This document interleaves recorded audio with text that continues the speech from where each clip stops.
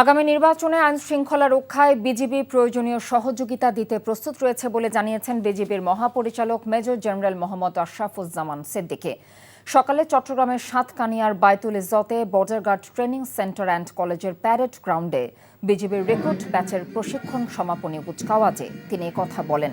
এ সময় নবীন সৈনিকদের প্রশিক্ষণ সমাপনী কুচকাওয়াজ পরিদর্শন এবং অভিবাদন গ্রহণ করেন তিনি। সাংবাদিকদের সাথে আলাপকালে বিজিবির মহাপরিচালক বলেন, সীমান্ত নিরাপত্তা নিশ্চিত করার পাশাপাশি আগামী জাতীয় নির্বাচনে বিজিবির ওপর অর্পিত যে কোনো দায়িত্ব রয়েছে তার জন্য প্রস্তুত।